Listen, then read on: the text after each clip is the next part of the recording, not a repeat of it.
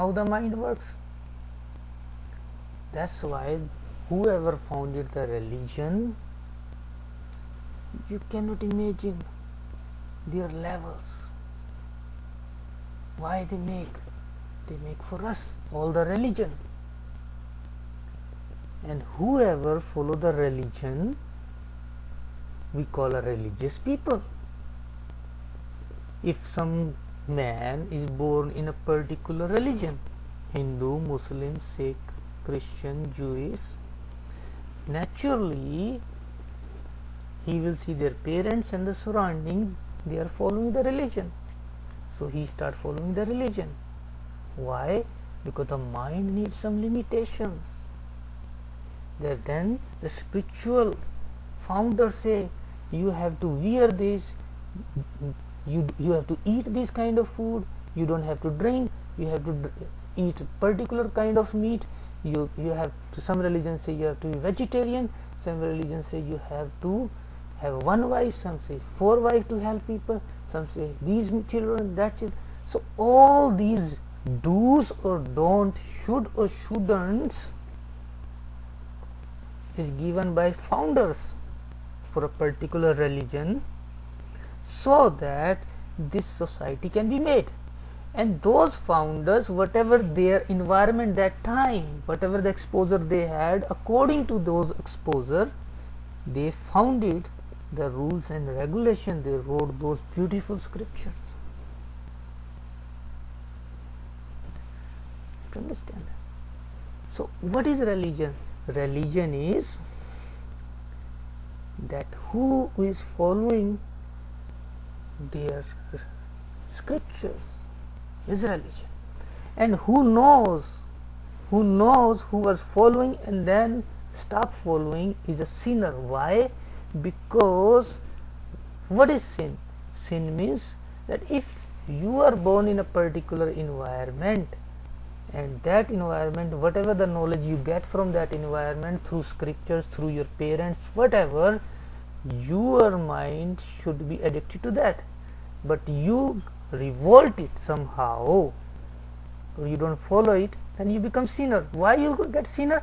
Because here on intellect, like you have a sister, on intellect her sister, you will not see your sister as from the bad eye. Same way the religion is gone in the subconscious mind, in the intellect, and when you don't follow it with the bad company or whatever, some guilty, some ego shatters. Every time you break the rules, ego shatters, and ego shatters, you are dying, you are in a hell. That's why we say that you are sinner, you will go to the hell. And those follows it, they keep their identities, their ego intact, that okay, I am from this religion, I do follow these rules, regulation, I am happy, and this, and they are feel like they are in heaven.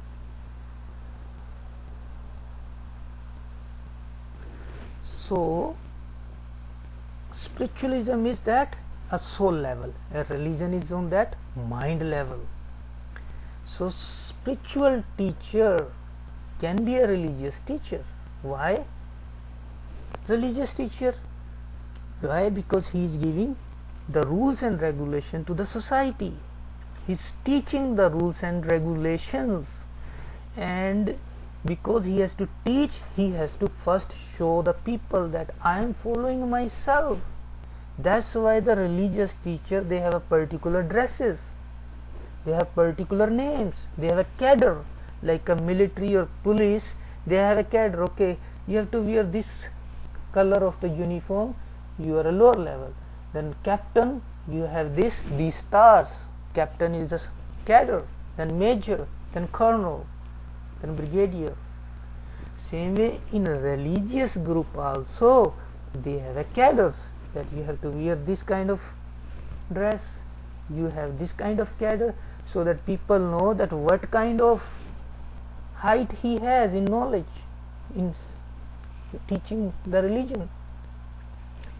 So that religious teacher can be spiritual teacher. Spiritual is where there is no mind, there is no bondage, there is no rules regulations, because that is above mind. Spiritual teacher. But why spiritual teacher is teaching?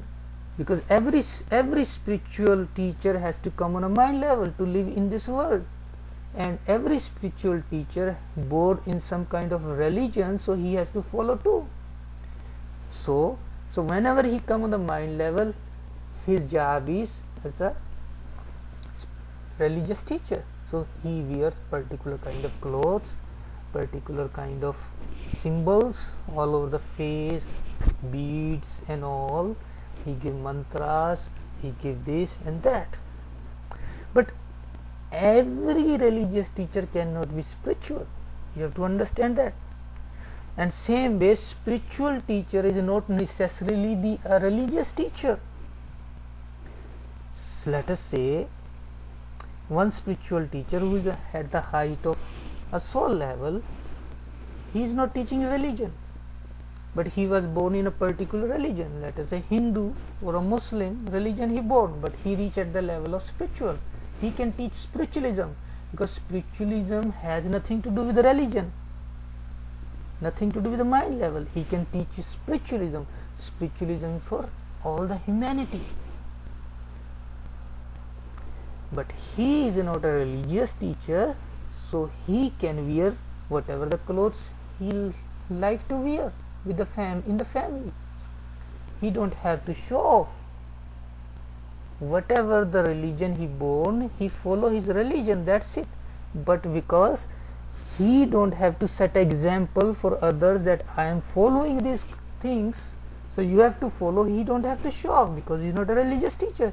So spiritual teacher is not necessarily be a religious teacher, and same way religious teacher is not necessarily be a spiritual teacher, but religious teacher can be a spiritual teacher.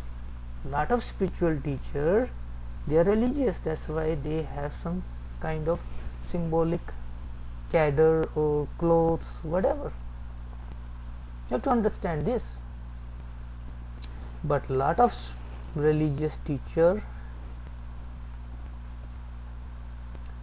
they teach you about spiritualism, and they told people that you drop your ego, you surrender your ego in front of them. You cannot. Why? I know the faith is very important. Without faith, how you gonna know? Because you have to have a faith on something, on your religious teacher. Whatever the scriptures say, you have a faith, not on a religious teacher, on the scriptures, the rules and regulations. But if you do blindly faith on somebody who is not spiritual, who is acting like a spiritual, and you surrender your ego, you can be, it can be harmful for you, for your family. You have to be very careful. Faith is very important, but you have to see first, my guru is a spiritual or not. I can drop my ego, I can surrender my ego or not. If you surrender in front of a wrong teacher, your life will be a mess. You have to be very, very careful. Religious and spiritualism is a totally different levels.